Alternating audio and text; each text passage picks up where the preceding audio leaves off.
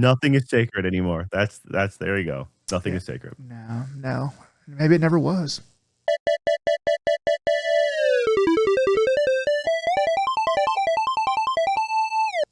Hello and welcome to another Dead Pixel. This is a podcast about video games, anime, entertainment, life, a little bit of everything in between. I'm your host as always, Joe, and with me, with freshly caught salmon that he caught with his bare hands, Nick. How you doing, Nick? Pretty good, yeah.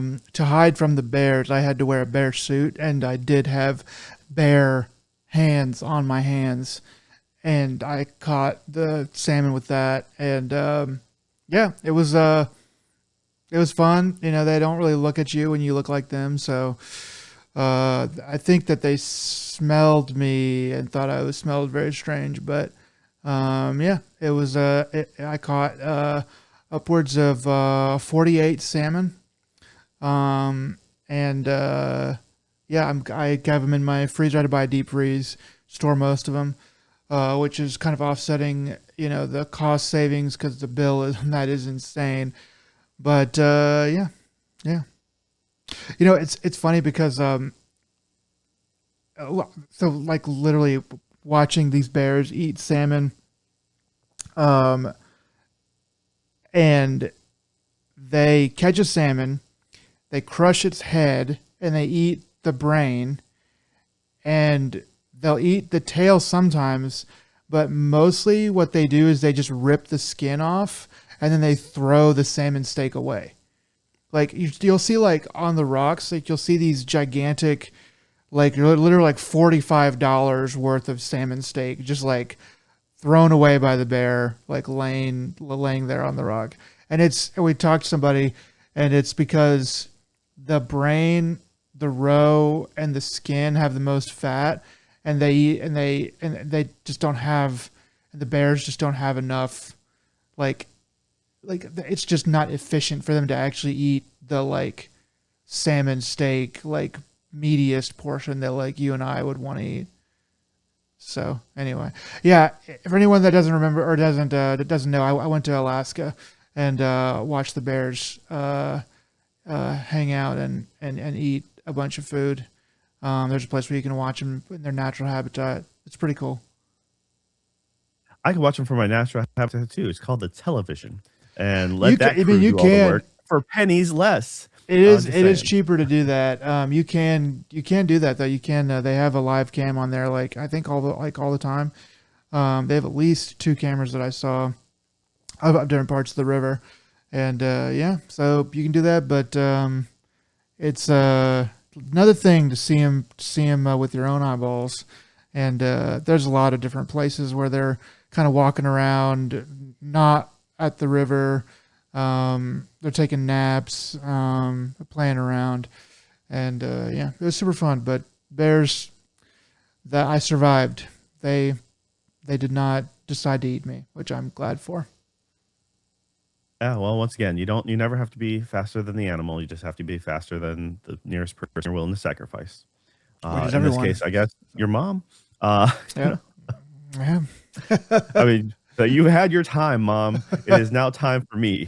All right, You had a good run, just wasn't this run. So, all right. Well, let's see. Speaking about runs, how far did you get in the current game you're playing? I don't really know. I think I've played it probably. I think it said like 5 or 10 hours, maybe. It's a little game called Vohenn, Vohenn. This is a game that came out for iOS and Android. I'm pretty sure it's on Android. I was playing it on iOS.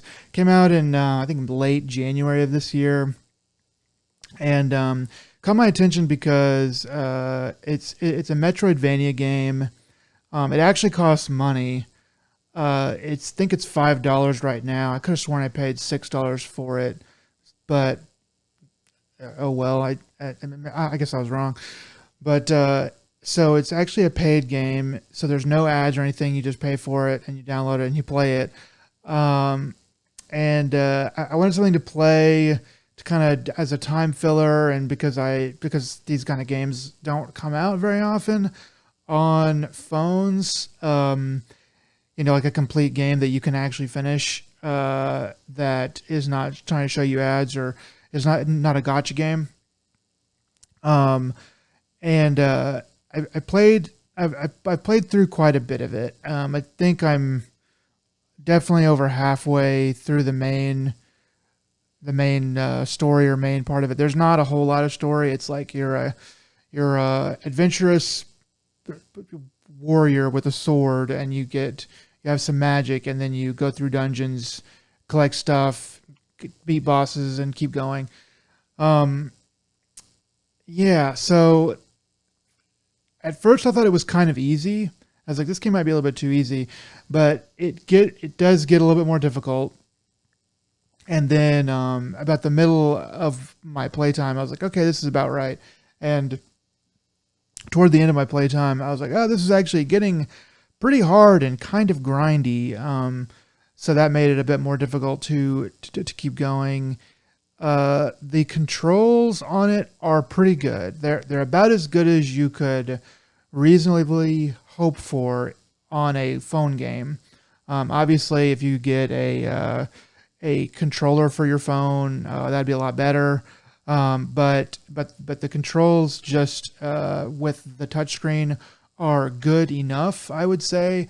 That being said, there are plenty of times where I did mess up or waste like magical energy or whatever, and plenty of times where I did die because I was so focused on like watching the screen, what I was doing, that I wasn't able to hit the buttons in the right place because your thumbs drift or whatever. Um, so that was a bit of a that could be a bit frustrating, but overall it did pretty well. Where I'm at right now, it's not that it's all that difficult. It's that I would need to go back and level and get some more powers and do some more things. And I'd kind of like to keep playing it. I've been playing it on and off for many months now, and it's just not all that interesting. It's a fine game. I definitely like it, but it's very hard to fit a mobile game into my life because I either have to work or I have access to better games like with a controller on like PS5 or on Steam, and so it's a lot harder to actually make time for it. And I was kind of holding out, hoping I could play some more of it, but we're getting to the point of the year where a lot of games are about to start coming out. There's a couple games in August that are definitely going to take up my time, plus some other games I've backlogged. At least one game I've backlogged. I want to try to get to this year, and then that's August, and September is going to be nuts with a bunch of games. October as well, and then November is GTA, and God help whoever comes out in December. But they're always going to be able to be playing GTA and whatever else that I missed in December. Plus any of the surprises. There's always a couple surprises that come out late in the year. That's like, oh dang, that's a really awesome like random game I never heard of. So I can just see kind of the calendar looking ahead. There's not gonna be any more time to realistically play this game, but I mean it's a pretty good little game. They're pretty rare on iOS and Android on phones. And I could say that if you like Metroidvanias and you want to play it on the phone, then this would be a good one to try. I think it's definitely worth the $5 price tag. I don't think it's annoying. I don't really think there's anything in it that I would find that I could say is particularly annoying. And especially if it's on discount at any point, which I imagine it probably will be this holiday season. If it's on discount, and that fits into the other things that you like, then you should go try it out. It's pretty good, especially like on a discount. I didn't see hardly any fanfare for when it came out. Whenever it first came out, I could barely find any press about it at all. I think there's a bit more now. I was sort of saddened by that because I felt like it deserved a little bit more. pomp and circumstance than it got. But yeah, that's sort of just the plight of phone games here in 2026. But yeah, not a bad game. I don't think I can give it a rating. I think if I absolutely had to, I'd probably say about a 7 or a 6.5, just accounting for it being on the phone. But otherwise, yeah, it's worth a playthrough or at least a look at if you're interested in any of that stuff. And I just wish I had more time to play it. Yeah, with any luck, it might find if the developers are so inclined to move it to like the Switch or something like that, it might find a new breath of life there. It shouldn't be that difficult to move it to Steam because it is on both Android and Apple. It looks like so. Hopefully, that'd be one way to get more money out of it and potentially make a sequel or something like that, or do something new with the since you seem to like it well enough. Yeah, I think it's a very strange game because I do think they made it like to come out on the phone, like on a phone. I, if it were on Switch or if you saw it on Steam, you might be like, this just looks like something very, you know, just very mediocre on those platforms. And I know that's kind of weird to like give it a pretty decent score for the phone, but there are just so few games. Even if they're ported over, they don't always like work properly. And so I was just glad that to see like that somebody tried to do that.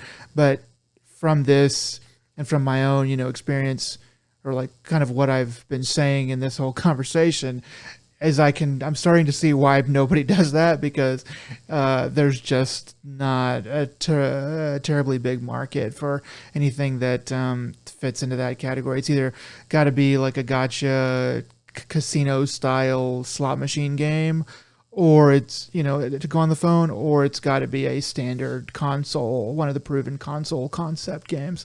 But yeah, I would hope that if it does come out on one of those other platforms that it sees a bit of new life. But it is what it is. All right. Well, let's see. I've been running around with doing family stuff, so unfortunately, I have not been able to put my teeth into any real gaming since. So, yeah, now that all that's been put aside, and I should hopefully be able to be on my normal routine coming up next. But I have been able to watch some of the new anime that's come out. So one of the big ones that the internet got on board with right away was the Chainsmoker Cat, Hmm.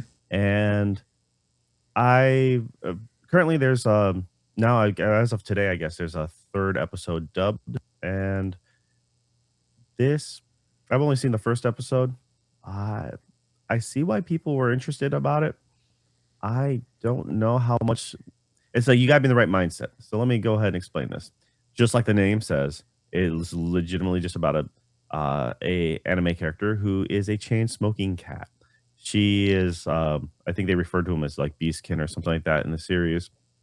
And yep, pretty much a person with cat-like features, the smile, the ears, the tail. And she is straight up nicotine fueled junkie. it's this is I think this is prime target would be something like if this was to air on a network, this would have been great for early Adult Swim. Like right there Mm. with Aqua Teen Hunger Force, it actually gives me a lot of like early FLCL vibes in a certain way because it's kind of a little bit all over the place. The art is solid, the characters are well enough drawn. There's a bit of fan service in this one. The and her landlord is really oddly drawn. He reminds me of was it the bald guy from King of the Hill, uh, the bald friend in the lineup, Oh, the one that is the Dvorsky or military whatever. hair barber, the military barber. Gosh, Yeah, is that I Bill? don't remember. I Okay, don't remember any of the names, but it just kind of reminds me of, or like between that or like Carl from Aqua Teen Hunger Force, okay. like completely bald. very weirdly drawn, out of character, not very well detailed, meant to be a huge juxtaposition, and it's very odd. It's funny because of how different it is, and it's just like, yes, this is the daily life of this uh, nicotine addicted cat person, and it's funny because it's ludicrous, but at the same time, it's just like, I really hope there's something more to this, but there's not going to be. So it's like you have to be in the right mindset. But if you want something that's just like uh, much like the early Adult Swim stuff, like, yeah, this would be funny as hell, and this might be right up your alley. If you're looking for something more meaningful, probably not the thing to watch, uh, but entertaining enough. So I'm kind of curious to see how the rest of it goes out. All right, that's really all I have to say about this one. It's a bunch of small little skits, so it's not like one solid episode. It's a bunch of bite-sized stories. So yeah, let me know what you think of next week I'll because try to watch some of you're it. into cats. Yeah, yeah. There's somebody at work noticed it and mentioned it to me. I don't think they had a chance to watch any of it, but that's sort of how I gauge the popularity of some of these anime is where I hear about it from kind of unexpected sources. So I think this Chainsmoker Cat has probably gotten the attention of a lot of people, at least on the face, and whether or not it can hold that attention remains to be seen. But I think a lot of people are gonna check it out. So I think I will too, and I'll let you know what I think of it. I like how your litmus test is the plebeians at work. You're like, yes, they are talking about things that I am into, so I will give it a shot. Yeah, I mean, it's like it's one of those things where I don't know. It's like I saw the preview for it or whatever, and I was like, okay, I see what they're going for. I don't know how interested I'm going to be in it, but whenever it breaks containment, I'll say whenever anime breaks containment and people start talking about it in a wider way, I'm like, okay, this might be something a little different that I should venture off of the beaten path and try to go watch. I probably would have already watched some of it, but I've been on vacation, so I hadn't had a chance to. But things like that make me go, okay, I'm gonna give it a try. All right. And much like certain seasons have a theme, there's a second smoking anime that's gotten my attention this season, and that's Smoking Behind the Supermarket with You. And this one is just about a an older office worker. I told you before recording, I believed he was like early 40s, Mm. late 30s at the youngest. And upon just doing the wiki page for it, it does show that he is 45, Okay. and essentially he works a job that he hates, and not a black company necessarily, but a boss that's nags, or a supervisor that likes to nag and is annoying. Uh, and in order to help him with his mundane life, instead of drinking or anything like that, he goes to a supermarket to ogle at a distance for one of the cashiers. So he doesn't. And eventually, what happens is he tries to smoke outside the supermarket after meeting his favorite cashiers, Oshi cashier, and he can't find a spot to smoke, and he ends up walking around the building, and then he gets called over to the loading dock, and there's a smoking area for the staff, where he meets another employee there that he doesn't recognize, and they call him out for ogling the cashier, and he quickly admits he's like. Not the fact that he has anything nefarious or he's actually has any expectations, but he literally says along the lines of, sometimes looking at her is all I got, you know? It's like, um, and their relationship, between this and the employee behind the supermarket, starts to form, and it's just really funny. It's a really wholesome, kinda cute story. It's entertaining. There's, I think, 4 episodes out now. I've seen 3 at least, and it's just really easy to watch. I enjoy this one. I'm looking forward to it. I highly recommend people watch it. Uh, I am annoyed that Japan still has this love letter to smoking. Not the fact that I'm like, oh, shame on you for smoking, but they still look at it. It's like, hey, this is cool. There's countless manga and anime where they're just like, we're gonna have this main character smoke because that makes them look cooler. I'm like, eh, you know, it's Yeah, I can I see mean, it as a young artist or author being like, "How do I make this person seem more grown up?" Well, you gotta be 20 to be, to smoke, so that's pretty grown up, and I'm like, "That's a very immature way to look at it." yeah, other countries don't have the same stigma on smoking as we do in the United States. It's a little bit.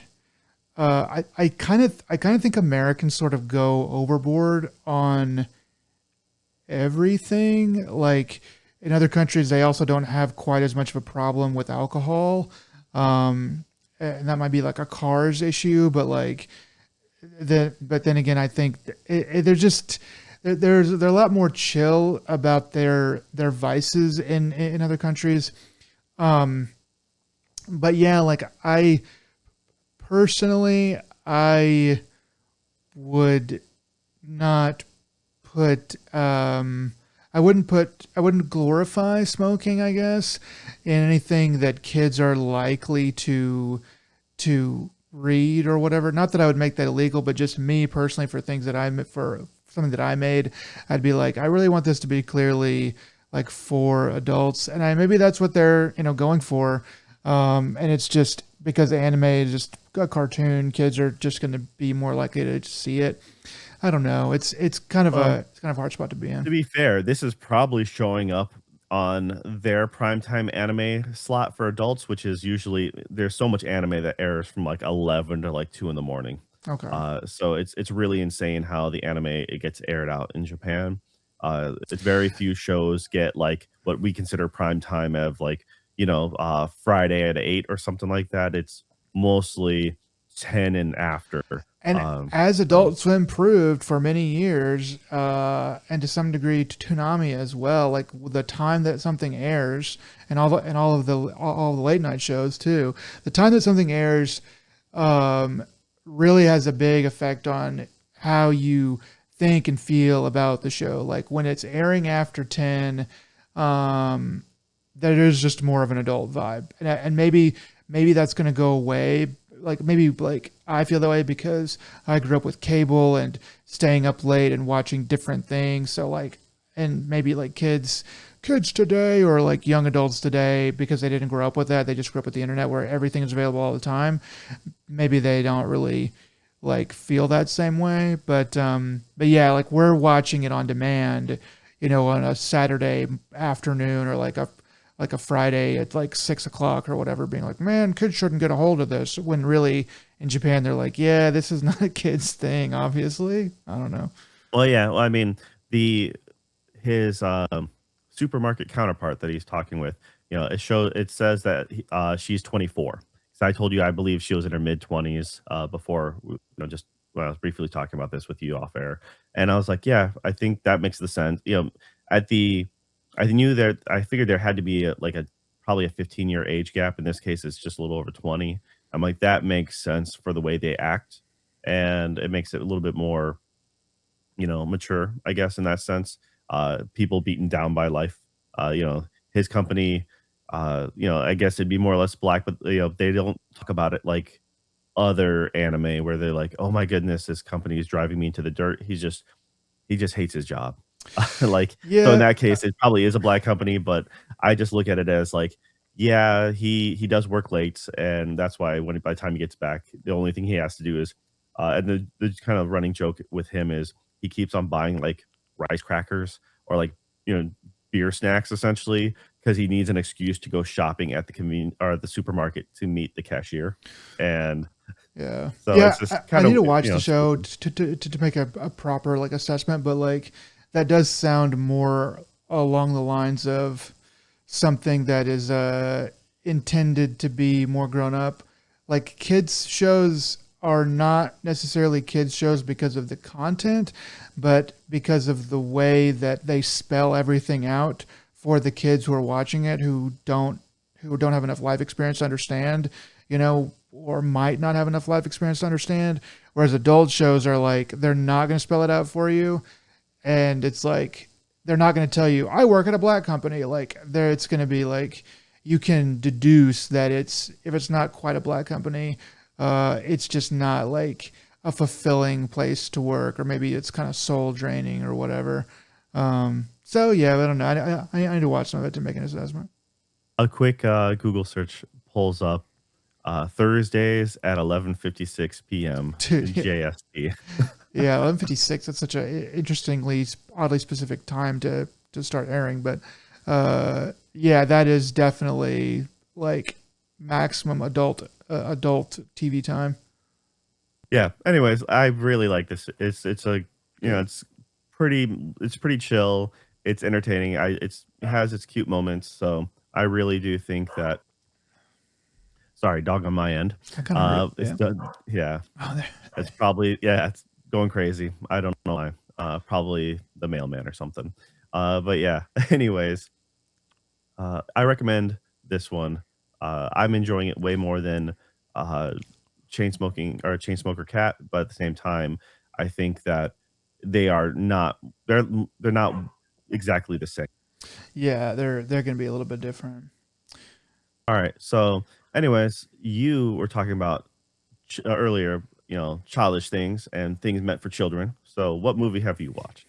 Yeah, that's fair. It's a fair assessment. So over vacation, every once in a while, I was looking for something to watch in the short evenings that I had. And I watched The Hunger Games, a ballad of songbirds and snakes. And so this is a movie that came out in 2023. I'd forgotten. I thought it was a little more recent than that. But I remember I remember seeing it, seeing the previews for it and being like, that's going to suck. And then I don't remember the source that it was from, but I remember people saying, shut up, Siri. God dang it. I'm sorry. Siri was popping off. So anyway, I remember people saying it's actually pretty good. And I was like, what? I heard it from more than one place though, that this Hunger Games movie was actually pretty good. So I just kind of filed that away in the back of my mind. And whenever it came out on Netflix, I was like, okay, I heard it. I remember hearing it was good. Now the cost of me seeing this is almost zero, so I'm gonna give it a try. It's like over 2.5 hours long, 2 hours 37 minutes. It's starring a guy named Tom Blythe or Blythe. I'm not quite sure how to pronounce his name. He's the main star, and then Rachel Ziegler is his co-star, who has almost as much, maybe not quite almost, but definitely second in terms of screen time as him. And it's about I think the 10th annual Hunger Games, whereas the mainline movies are about the 75th Hunger Games and onward from that. And so I didn't know this as I began to watch it, because I literally forgot everything about the Hunger Games. But it's following. The movie is about President Snow, who is the bad guy in the later movies, but as a young man who is basically about to graduate high school or college. He's like around that age. And sort of it's about him and his cohort of other students, and they have to they're not in the Hunger Games because they live in the capital, so they don't have to participate, or they don't have the chance to, I guess. But it's about him and his cohort, and they are tasked with being like mentors to people who have to play in the Hunger Games. And so that's where Rachel Ziegler comes in. And so Rachel Ziegler, if you may remember, after this movie, she went and played Snow White, and kind of her career took a little. Torpedoed her own career. Yeah. Yeah, but the reason that she got the Snow White role apparently is because she did so well in this movie. People really liked her in this movie, and she is pretty likable overall. I mean, just as like a triple threat or whatever, she is a pretty decent actress. She is a pretty fantastic singer.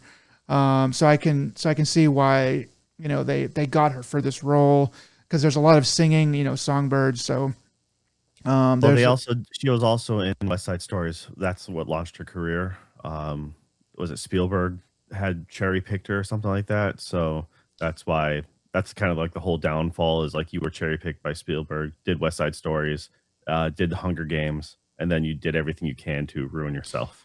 So I mean, yeah, it's like a maxim, like it's your own fault, because she definitely is super talented, and that's maybe part of the problem is maybe she's a little too talented, and I mean, went to her head a bit. You start running your mouth, and people get real annoyed real quick.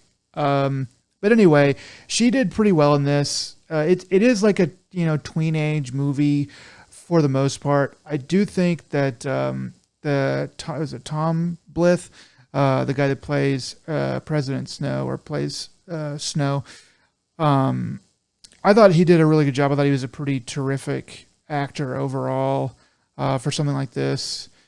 But yeah, anyway, so I was pleasantly surprised. I thought that it was a little bit bland in the CGI parts. There are the parts that depended on CGI quite a bit. But as far as like the characters and what they were trying to do and the systems that they were caught in, all pretty interesting. Definitely had a couple places where I was a little bit, I don't know, like I was kind of like, well, that's just sort of too perfect of a problem to have. But overall, it was fairly compelling. It also went beyond where I thought it was going to go. I thought it was going to end with the end of the Hunger Games, and that was going to be the point, but that was not the point. It kind of the Hunger Game, I guess, itself ends a little over halfway through the movie. And so you have like 40 minutes or something. I don't remember exactly how long, but you have a very long time left in the movie when the Hunger Game ends, and sort of the things that happen after that actually end up kind of being more important. And so I was a little bit thrown off by that. I don't know if it was done as well as it could have been, but I was proud of them for trying. I don't know if this was based on a book, like some kind of prequel book or whatever, but it was all right. I can see why people thought it, like why people said it was good. I can see why a lot of people liked it, I guess. It doesn't have a particularly great score on Rotten Tomatoes or IMDb. I think it's like a 64% on Rotten Tomatoes, which is pretty meh overall. So I can't. So based on that, if you're a real Rotten Tomatoes person, then can't really recommend it. But if it's rare that IMDb and Rotten Tomatoes critic score like line up very well together like that. It's kind of and crazy. they do on this one, I guess. Yeah, it's like a 6.6 on IMDb and like a 64% on Rotten Tomatoes. Though the popcorn score on Rotten Tomatoes apparently is like 89 or something like that. See, that must be it. Yeah. So the fans or people who have low standards really liked it. yeah, it's actually kind of a like your mom and your grandpa and your kid can kind of all watch it and go, I don't hate this. And so that's probably where the popcorn score is I feel like the popcorn score is a little bit closer to no, I think overall the 64% is probably where I would actually rate it. Maybe like a 7-ish, You and broke your own rule by watching a prequel of something that was old anyways. So it makes like no sense to me. I would have not pinned you for like if you went to see this, I would expect you to see it right away, opposed to so far down the road, especially when you generally have a dislike for any prequels. Yeah, I think that this one, it's uh do you remember the Rurouni Kenshin movie that was, I don't know what you thought of it, but a lot of people, myself included, thought it was like really fantastic. It was like the prequel, like the origin story of him. So there's been a lot of Rurouni Kenshin stuff back in the day, and I'm assuming you're talking about the anime, not the live action. It was an anime, and 'Cause it, there was Samurai X, which was done artistically different, which was like a different thing. I think it was Samurai X Okay. because but like the point about the point I'm trying to make with this is that Rurouni Kenshin was kind of one thing, and you were like, okay, this is sort of a silly kids samurai show where he uses a backwards samurai sword because he doesn't want to kill anybody, whatever like that. But like Samurai X, when you watch that, it's the tone is totally different. It explains things in a very like poetic and sort of sad way, and not that Hunger Games, Ballad of Songbirds and Snakes is quite on that level, but it's kind of maybe what a prequel should be, whereas like where it makes you kind of see a particular character in a different light. Like you thought about them one way from the stuff later on, but this goes back and shows you sort of how they came to be that way and why. And Not something that should be done very often, and maybe not ever totally necessary. But this, similar to Samurai X, I think it works. I think it works fairly well.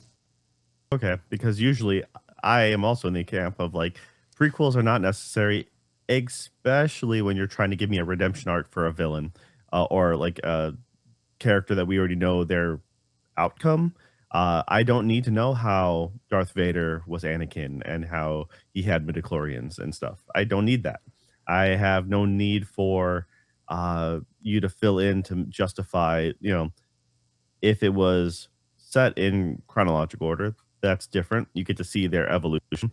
I don't need you to explain why this person is tragic or their fall from grace and so forth. Um, but at least it was entertaining, and that is like the majority of what this is. I'm surprised, once again, like of all the airplane movies to go off of, this is the one that you chose. Um, there's a lot of stuff out there. But hey, you said It's 64 roughly? part of So it is like low cost. It's like if I had to pay money and prime time to like watch this, I probably would. I mean, like I just didn't do that. Like I just wasn't going to do that. But like having seen it, I was like, okay, this is a little bit like if I was expecting anything out of this movie, I probably would rate it even lower. But because I wasn't really expecting all that much, it ends up kind of sneaking in and being like, okay, that's definitely appreciated that maybe a little bit more than I otherwise would have. I don't know. yeah, so especially speaking of things that didn't expect much from, I ended up watching the Minecraft or a Minecraft movie. Is Um, that what the true name is? A Minecraft movie? yes, it's yes. There's a little tiny A above the poster. Can I see your It's wrists really quick? Can you show me your yeah, wrists? right. Oh, you have that rash on your neck? Is that like a noose? It was so it was a deal I had to make because essentially I deal with God. more like the devil. So my kid was going to go to with the daycare like summer event, like they do different field trips and like yeah, pay $11 to go see have or like yeah, to go to the movie theater for them to see a Minecraft movie. I'm like, no, no, we're not. We're not going to spend $11 for you. Like, you want? I'll nuke you a bag of popcorn, and we will watch this here. And yeah, that's we'll do that. And so that's exactly what we did. Um, so I no surprise, it is a very bland movie, but my kid absolutely loved it, and I'm like, "You know what? That hits the target audience was children." And, I mean, for what it's worth, uh, Jack Black does the Nickelodeon thing that he does very well. Uh, Jason Momoa proves yet again that maybe not a great actor, not since, Game of Thrones. Uh, so I have very few things that I've seen them in that I'm like, "You know what? You made this movie better." Did not help the DC universe at all, and I can't remember another movie that he's in at the top of my head, but I just remember it's like, yeah, you're kinda playing the right role for your character here. But for those who don't know what a Minecraft movie is, it is essentially, was it a 2 hour, an hour and 41-minute filled thing of references, just drop in, so if you're really into the Minecraft thing and you're young, you're like, they said the thing, they made another reference to to the internal, like, okay. So if you like that inside baseball, then the kids love it because they're like, they drop, they'll say the redstone and you're like, the redstone, yay, stuff like that. It's just like, okay. It's I mean, that was the thing whenever it came out is like there were like raucous crowds in the theater throwing chickens or popcorn or something like It was that. popcorn. It was popcorn. It was over the chicken jockey scene, Yeah. and yeah, it's just a wrestling scene, and they say chicken jockey. All the people yell, and then the director uh, was very much encouraging trashing your theater, and being like, I don't know why people are upset. I'm like, well, because you're not cleaning up the mess, you stupid git. But okay, um, you know, Yeah. the honestly, the movie itself is just whatever. It's so much. It's all CG, and so it's all green screen, and you can see no matter what the actors do, it they can't really act with any like you have stand-ins, but it just doesn't hold up compared to like say Jack Black playing in Jumanji. Jumanji, Jack Black did very well in actually, and it was actually a surprisingly decent film. Yeah. Uh, so this is just low budget fodder, but hey, like I said, my kid enjoyed it. I saved myself $11 from not having them to go to on a field trip that was pointless, and yeah, I'm fine with that. So uh, the problem, the movie, like Jack Black plays the the Steve from Minecraft, and much you'd think he'd be the main character, but then you have Jason Momoa being a has-been gamer, like arcade champion, and so it focuses on him for a hot minute, and then you're like, oh, maybe he's the main character, and then it has like boring new kid coming into town, and you're like, okay, so is he the main character? And it's really All over the a low place. hanging fruit. It is. I just I honestly could not pay attention enough to Did care. people like this? I mean, I know there's probably fans and whatever. What was the Rotten Tomatoes score? Did critics care about this at all? So Rotten Tomatoes gave it an 84. They are so owned. They have to be owned. Okay, an The 84. tomato their actual critic score was a 47. Oh, the critics But the score. fan Yeah. yeah, yes. Okay. I'm sorry, I was giving you the fans. Okay. There were a 47. I take it back. Rotten Tomatoes. I'm sure you're not quite that owned.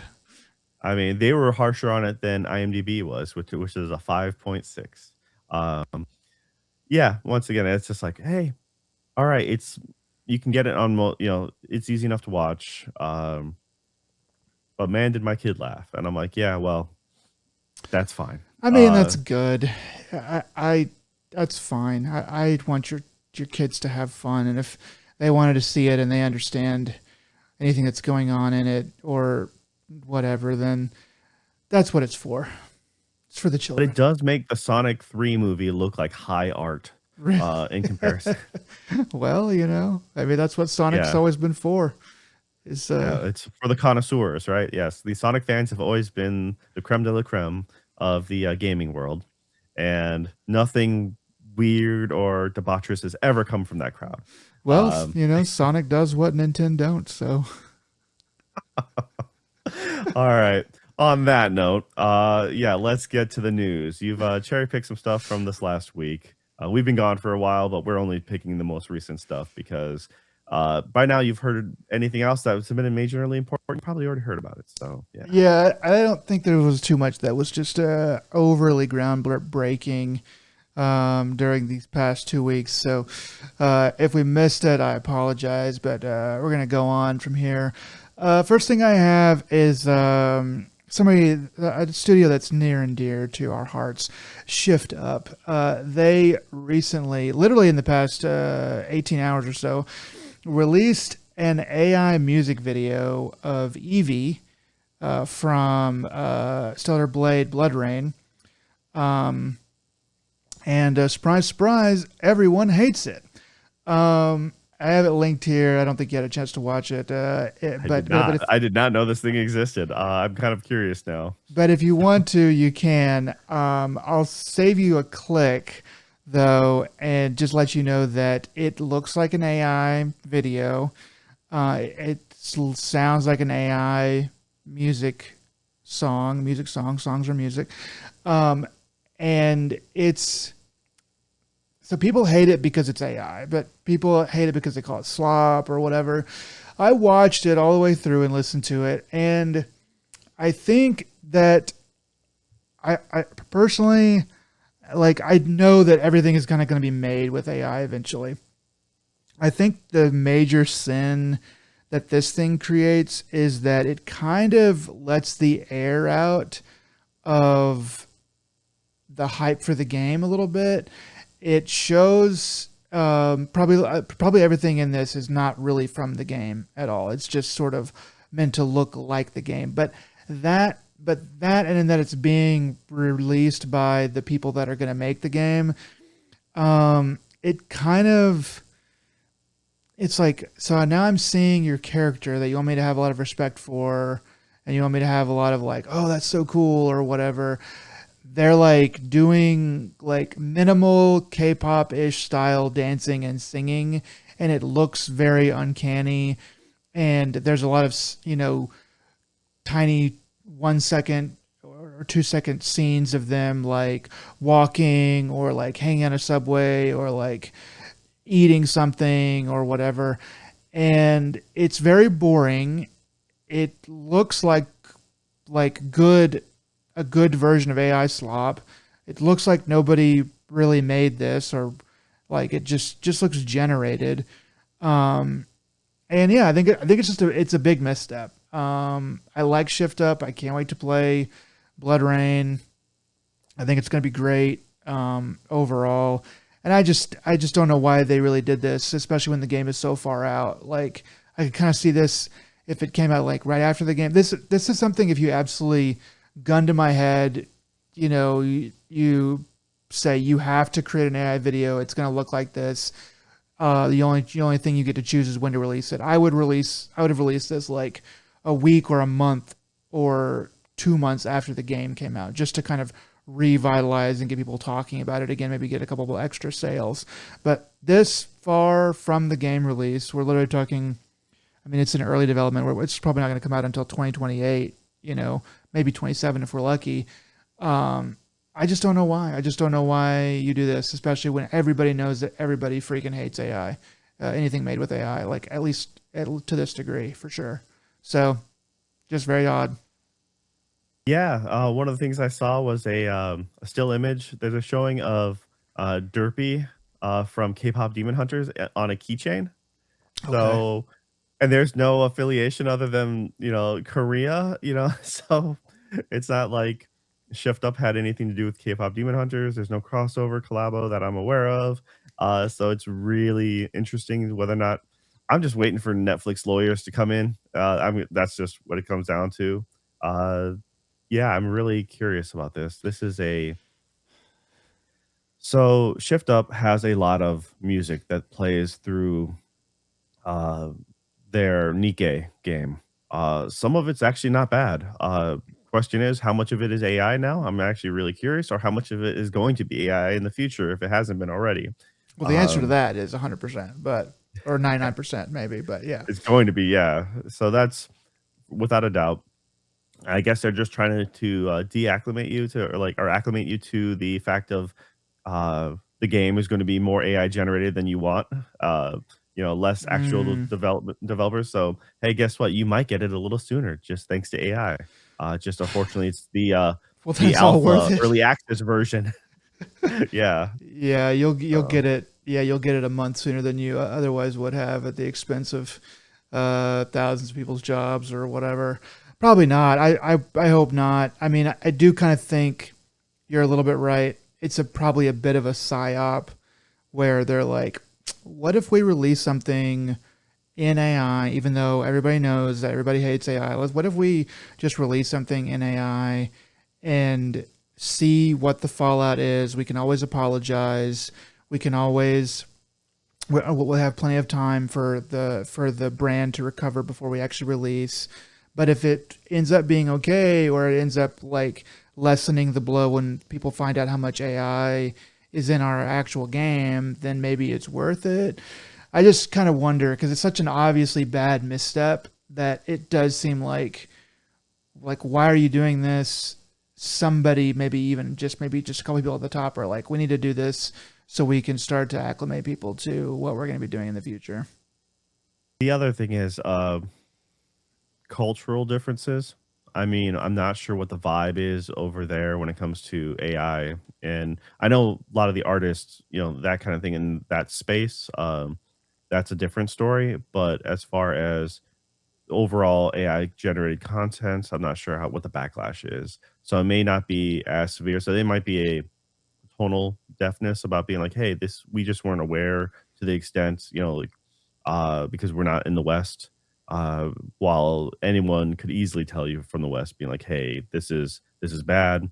I had recently had someone share with me a music video or someone singing, and then someone does an accompany backup singer. This backup accompaniment was heavily auto tuned, and the person who shared it with me was like, "Yes, I really like this person's singing as accompaniment." I'm like, that is really a lot of auto tuning, and that is not natural, but they were older and it did not really occur to them, that kind of thing. It's like so when you it's like getting someone showing you this AI cat fought off a bear. I'm like, but they don't think it. They think it's a real video of a cat fighting off a bear or scaring it away. I'm like, they don't know that it's fake. So yeah, it's like Well, so in this yeah, case. it's a sweet kind of innocence in some ways. You and I don't know about you. I think probably you too, but I know whenever I am scrolling through anything, I'm just, if it's the least bit out of what I'm expecting, I just assume that's fake.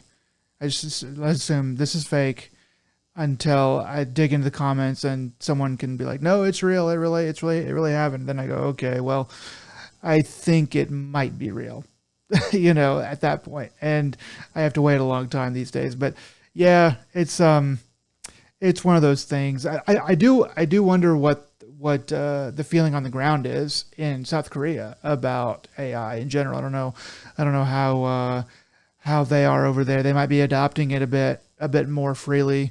They seem to be a little bit more technologically accepting, I would think, but I honestly don't know why I think that way.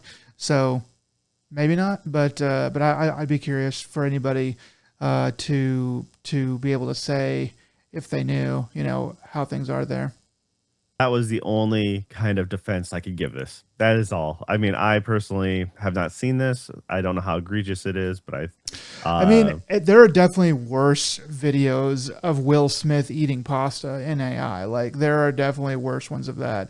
In terms of just pure quality, there are definitely. I just feel like if they had put a little bit of effort into this, that they could have actually made it. If they'd done a little bit of animation, because you can animate stuff, give AI the I don't say I should say you can give AI keyframes, and then AI can actually do a pretty good job animating stuff nowadays. Not as good as when people like painstakingly make the frames, but passably good. I think with a side team of animators, a modicum of effort, probably maybe a little bit less in scale. Even if the music itself is fully AI, you could have actually had something that look halfway decent. That's what I think people don't like. I don't even think I don't even know if people really realize this, but what I think people really don't like is the complete lack of effort, and they don't always understand that's what they're getting at. But like when it's a complete lack of effort to actually make something, people just are like, well, then this is that's where the term slop comes from. This is literal trash. It's not. There's no value to this because there's no effort put into it. Yeah. Uh, well, I mean, here's hoping that they learn from their mistakes and fingers crossed that the game isn't all AI. So, Yeah. I mean, I'm still gonna buy the game unless something else horrible comes out about the game itself that shows me that it's not gonna be any good. I just hope they don't make any more missteps like this. all right. What else you got for us? Next up, people think that the remake of Ocarina of Time, Zelda Ocarina of Time, will release head to head with GTA 6 in November. Because the Amiibo release date uh, is going to be November 11th. And typically, Amiibo are released the same day as new games, even if the Amiibo and the games are not related. So I'm pulling this from an IGN article. I think Kotaku has something similar. And basically, what people have found in the past is they did several different examples listed there that I don't quite remember all the way, but basically, like a Kirby game coming out, but a Donkey Kong amiibo. I don't know if that's not the exact example, but uh, basically a game coming out and an amiibo coming out that don't have anything to do with each other, but they came out on the same day, and they were able to figure out that that this game was coming out on this day because the amiibo date had already been announced. And they think that the reason for that might be because Nintendo doesn't want to ship, separately. They're going to ship a bunch of stuff, and they kind of need it to come out on the same day rather than having kind of random dates. So it's just sort of a way that people are able to like look through the fine print of life and kind of figure that out. Which 11, that's I think they were saying that the Ocarina game would come out in 2026. So the 11/11 date does make sense. The only other date might be in December just to give GTA a little bit more breathing room, but maybe Nintendo is like, none of our fans play GTA games, I guess. And so we're not going to be competing with it. Or maybe they just think it'll be fine, or maybe they don't care, or maybe it's not coming out on that date and we're all going to look like fools. But I just thought it was sort of interesting, more of as a thing to kind of watch and see if it is right, and then maybe extrapolate that on that in the future. Yeah, it's more like this is your alternative to ultra violence, and I can, it totally makes sense that Nintendo's like Armistice Day, let's launch this thing. Um, Yeah. so I mean, in Japan, it's Poki or Pepero Day in Korea. So, 11/11, you get the Pepero sticks or Poki sticks. And that's the marketing scheme for them. They're like, yeah, we're going to take Armistice Day, Veterans Day, whatever you want to call it. And we're going to, instead of remembering the war, we're going to remember food, chocolate. Yay. So I find that funny. I think that it doesn't matter. Nintendo can launch whatever it wants, whenever it wants, and it'll still sell because there's not enough on it. And the fans really want anything from Nintendo. And yeah, there's going to be a lot of younger children or the parents who are like, "Hey, play this. This is like a piece of history. I'm picking it up, and you play the Switch too while I play GTA." So Yeah, kind of thinking about it, I haven't really thought about all the people who aren't going to be playing GTA, who are gamers. I think everybody basically 15 and up. I know mature games, are supposed to be 17 and up, but realistically, probably more like 14 and up. I think most parents when I was growing up were like, we don't care what's rated M or R. We don't really care. If you're like 14, it's like it's fine. I think that's probably even more the case nowadays. So to me, everybody 14 and up is going to be playing GTA whenever it comes out. But there are still quite a few people younger than that and with more strict parents who are not going to be playing it. So maybe that is a little bit more the demographic that Nintendo is going for. Either way, it'll be interesting to see. I plan to buy. I mean, I've already bought GTA 6. Just can't play it yet. But I plan to buy Ocarina. We'll see how well that plan holds up. But I do plan to buy it whenever it comes out. All right. Cool. Well, I mean, you pretty much bought the Switch, so you're committed to it now. I mean, yeah, like I You may know, as freaking well. It's like there's like this game, an old game, and probably three other games that are in my immediate purview that I would actually want to buy. So not too bad for a Switch showing. We're a year out, or we're a year after launch, so um, I would like to see more, but it's a Nintendo product, so I'm not expecting to see that. But 5 games is okay with me. I'm all right with that. man, your tone has changed compared to what it was just a little bit ago. You'd be like, 5 games, that's not enough. And now that you have it, now you're like telling yourself, 5 games, that's enough. That's great. So In I'm fact, going to fantastic. so I'm going to use this platform to move to change the term Stockholm syndrome to Nintendo syndrome. Just call it Nintendo syndrome. It's what it is. I've bought a Switch 2, and so now everything is good. It's perfect. It's probably the best system for It sure. was a great investment, without a doubt, not a waste of money. And you did it perfectly at the perfect time. So, all right. Well, that's great. So yeah, what else you got for us, man? Speaking of mature things, this is we're a little bit. It's still to do with games, but tabletop games instead. It caught my attention. D&D is having a mature rated expansion. I think this is the first one, or at least the first one in a very long time. That's planned to come out in 2027. It's called Dark Sun, and it will explore the brutal world of Athos. So apparently, there's going to be quite a bit of blood, violence, and nudity or sexual content or something in it. And so it's gonna. So normally, I think like the box of D&D, starter kit or essential kit, uh, does not come shrink wrapped. This apparently is going to come shrink wrapped, so that you have to buy it and unwrap it before you can see what's inside.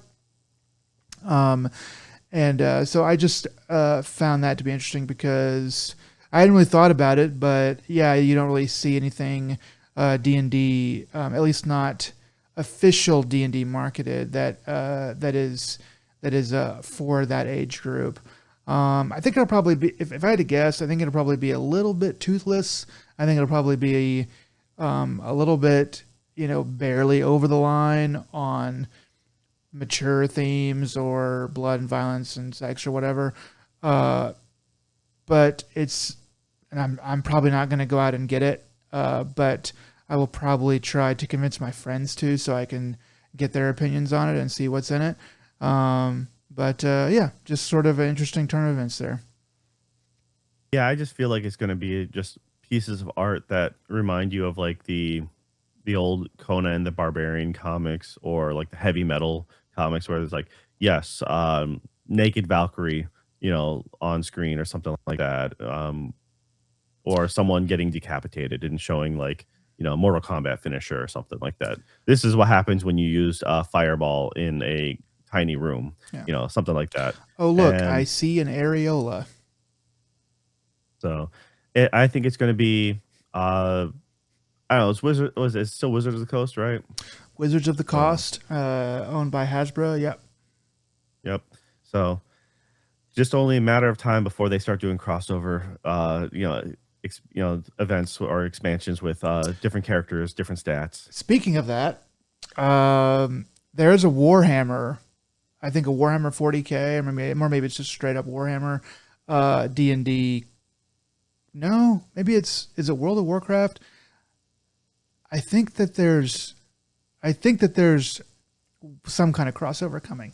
I forget which it is, but I'm pretty sure there is a crossover coming in that vein. And I don't know if it's the first of its kind, but I think that those things have started. Looks like Helldivers and Warhammer 40K.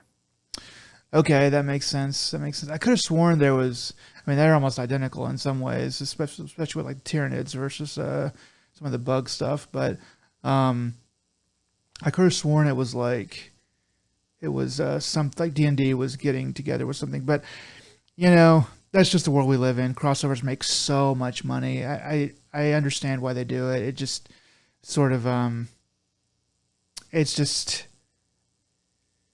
it just kind of takes it out of it for me a little bit. But And D&D is getting a World of Warcraft crossover. okay, World of Warcraft, that was it. I knew it was some kind of W thing going on. Warhammer, Warcraft, 6 of one, half a dozen of the other. I mean, it's as much as you've proven your love for Magic the Gathering and all their crossovers. They get That's your money every Hasbro too. time. So I mean, you had to know this was coming, even if it hadn't happened yet. But I think that's Nothing Hasbro. is sacred anymore. That's there you go. Nothing Yeah. is sacred. No, maybe it never was. All right. What else you got for us? All right, a couple Sony things. One, Sony says that they aren't losing any money. I don't know if they actually say it quite like that. They say that they're not being hurt by the fact that people are mad about the disc thing. They're saying that they are not expecting to be hurt by that. On the one hand, I tend to believe them because I know how people are, and people say a lot and talk a big game, but in the end, they still, click, check out. And the other thing is that they, but the other part of that is like, well, Sony would say that until they release actual stats on sales. We won't know for sure. And even if they release like overall raise in sales, which I'm sure they will eventually, we won't know if they would have actually made more money if they hadn't done that. So it's kind of a little bit of a thing. Like we're probably never gonna know, but I did see that story come up, and I don't think they were trying to stoke the fire, but on the one hand, but on the other hand, I kind of am like maybe they're trying to poke a little bit of fun at the people who are mad about it, try to rile them up a little bit again, because I don't know why you'd say that otherwise, but the other thing I'll just go ahead and mention with Sony. Sony says that they believe they have enough RAM to sell all the PS5s that they plan to for the year. So I guess what they're saying is they're not planning on running out or running low on storage from now through the holiday season. So, everyone can celebrate now that they can give their money directly to Sony instead of having to buy from scalpers. So, make sure that you keep saving up. Yeah, whatever. Oh, man. You ready to go on to the next one? Yeah, let's move on. Well, it's more good news. AMD plans to raise prices by about 10%. This is coming from a couple different news sources, I guess, but I think a supplier or somebody in their supply chain. I don't want to say it's necessarily a leak, but it might have been a leak. Basically, it came out that AMD is looking to probably raise prices by about 10%, which they gave an example in the article I was looking at that their kind of main card had already gone up quite a bit by like $200 or something like that, from like 700 to 900 something. And so that's already quite a significant raise, and then so 10% more on top of that um, is going to be that much more fun. So I'm not really looking to necessarily buy a card right now. If I did, I'd probably stick with Nvidia.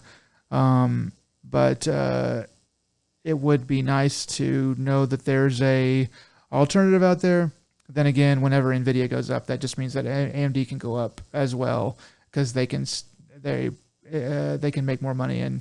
Um, and I mean, I just, it sucks, but that's sort of what they're going to do, is try to make as much money as they can. And if they can make money without being, or make more money without being quite the bad guy, then of course they will.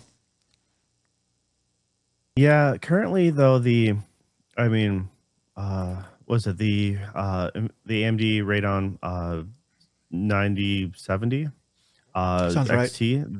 That one is the like preferred alternative, because you're looking at like a $500+ savings compared to like a 5080 or something like that, and it's really decent, quality uh, for card that you're getting. Now, if you're looking for specific NVIDIA like features, then like some say the if you want NVIDIA broadcast, then yes, you're of course going there. Or if you want all the specific newest DLSS features, stuff like that.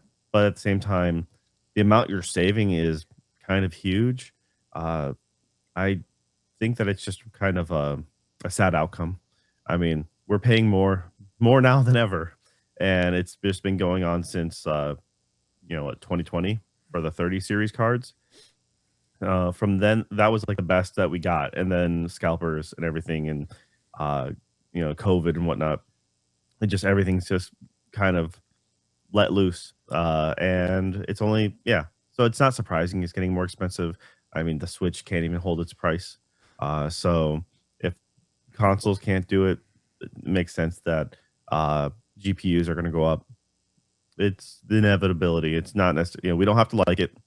And Well, if you can afford to, bide your time, wait for the next drop, and then spend out the nose right away. But at least you'll have the longest of the newest thing.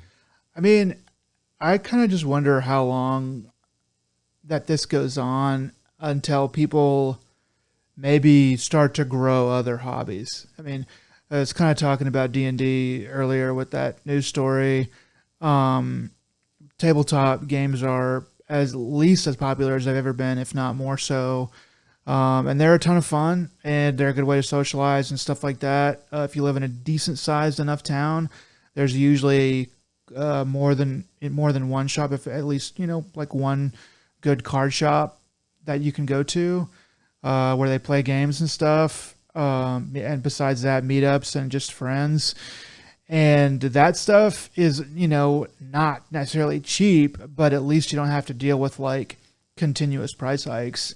I just wonder how much the video game industry can take before people sort of start to go, you know what? I think I'm gonna go touch grass instead, or do something else instead. Um, and I wouldn't have said that, obviously I didn't say that a year ago, but it's been, I mean, what have we been dealing with this for like 4 years now? I mean, if you kind of just count everything after the main parts of COVID, um, I mean, you found it early COVID too, because that's when everyone. It's like 2020. That's summer, the or that shortages. it was like I ended up getting a pre-built because uh the supply chains were strained, and I lucked out before things got too expensive. But after that, it was just that's exactly what happened. Is everything's been nuts ever since. The companies, uh, the main manufacturers of everything, realize they can, so long as people are willing to pay it, they can charge whatever they want, because scalpers are the their new bar, their new standard. Like, well, if the scalpers can get away with this, that means we can too. And then the scalpers will then raise it that much higher. And then like, cool, they raised the bar. Let's meet that. Um, and I mentioned it before. They're between Nintendo and everyone else, they're pricing people out of the hobby. I said that especially when it with Nintendo specifically because Nintendo is supposed to be for the family, friends, supposed to be for the kids. When when you don't have a kid-friendly, hobby, it's, like, most definitely not gonna be able to, support the habit, and, it's like, it was hard enough for a elementary school kid to convince family member, "Hey, can you give me 50 bucks, for that new game?" Or just get me that new game in general. Now those kids are gonna have to scrounge up that much harder. I mean, parents aren't gonna be wanting to dish out, $1,000 for a new console, it's like, let alone like what, $1,200 console controller game. This is, and that's PC is supposed to be the cheaper front in the long run because the software, but the upfront cost is the brutal thing, and that's doing things like this is what's going to make uh, the Steam console the more preferable thing because, like, hey, guess what? Steam is the major platform holder. Everyone's going to, meet their standard.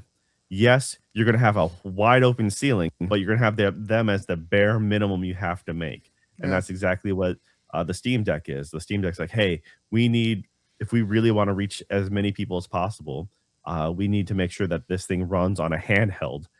Yes, cut back a lot of features, cut back a lot of shading, make it work. But guess what?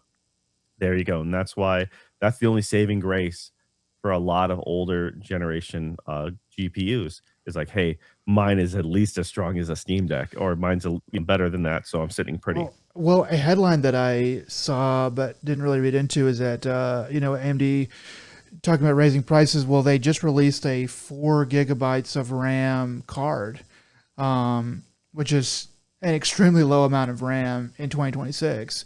But they released that card, I guess, because they thought they think that they can sell it, and they think that they can do some other things without having to deal with like these RAM shortages. But it's just like it's like RAM shortages now. Before it was GPU in general shortages. Before that it was like it was COVID. Before that, and around that time it was mining for crypto. It's just like been one thing after another for like, gosh, I mean, about 5 years now. I would love to see somebody give a graph of like the times that were, by whatever metric you would actually rate it, but times that were normal in the past 5 years in terms of gaming and computing and all that stuff, as far as prices go, without like massive jumps and the longest period. Let's say that like longest period without like a more than 5% jump or something like that, and how long that would be. And I don't know if there's really been any time like that. It just seems to be one thing after another. And I don't know. I mean, I kind of keep thinking, well, when the RAM shortage gets figured out, then everything is going to go back to normal. But after 5 years, it's a little bit like fool me once. I think that people are probably too addicted to games, and they're not going to stop playing, or they're not going to shift around that much, or kind of get different hobbies or play less, or really. But I just wonder if maybe they would, because I mean I make enough to play some of these games and stuff like that, but it's not staying easy. It's not something that I want to be throwing a bunch of money away on for no reason. There's a breaking point for everybody.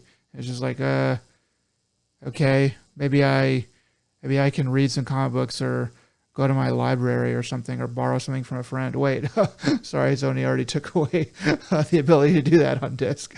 I don't know. I'm just wondering because I'm not as sick of it as a lot of other people are, and I just imagine there's probably quite a few people who are like, you know what, I am going to try to live without this because I just cannot afford this and a bologna sandwich at the same time. Yeah, I mean, about a month ago, Nvidia announced that they're re-releasing the 3060, 12 gigabytes this time though, Okay. and so like that's where we're at. Uh, it's supposed to be priced at $340 or 339 US, and that's insane. Like just all around, that's insane. So take that for what you will, but I mean that it runs. It's a different architecture, like, and it'll still play a lot of games. It's still equal to better than a Steam Deck. I mean, So if you're willing to live in 1080p 60 land, which is not bad, that's perfectly fine. You can play a lot. You can be very much a Twitch shooter player, and maybe not be the best, but you can do fine. Um, if you're willing to do that, you can get by with a very old card, a pretty dang old card. And if you can I don't think they do like a SLI or anything like that anymore, but there's some tricks and stuff like that you can get away with. I'm sure some of these Steam machines, once they come out, they're going to go on to the secondary market for people that bought too early, couldn't really afford it, or didn't really need it, or whatever. Probably get one of those for a little bit cheaper. There's ways for us rats to kind of survive. But people are probably going to be looking into that more and more. yep. So once again, I think it's fine. You just have to be willing to make compromises. In your case, instead of playing at 60, 120 or 60, you have to break it down to 40. 40 frames. It's like, or remember what 30 frames used to be like? No, you don't, because you live on such a high pedestal compared to the rest of us, Nick. Can't even Yeah, see 30 frames from you're up like, here. I don't understand. My eyes can't see below 4K. Is this Um, is this it's like running? my screen's just broken. Yeah, Is this dude, stop there's one motion? that's it's one of the reasons why I haven't bothered upgrading my monitors. I mean, my monitors are at 1440, and my TV, the only like my TVs are 4K, but they're all not uh good 4K TVs. My best TV came out before all the VRS stuff came out, so the OLED is great, but the it doesn't have any of the frame, it's like uh any of the other good features behind it. So I'm like, yeah, I can wait. I can be patient. I'm still running a 3080, and I have an old 2070 as my backup, so those are just fine. As far as the other everything else, I have the consoles, and the consoles will do me just fine as well. I don't necessarily, it's like, if you're not pushing everything to the extreme, um, and yeah, I mean, other people, I will be glad to see content from high end creators, but I cannot afford that, and I'm fine with that. It's just, live within your means, um, and Steam is going to help us even further. Everyone's going to be slowly moving to Linux at this rate, anyways.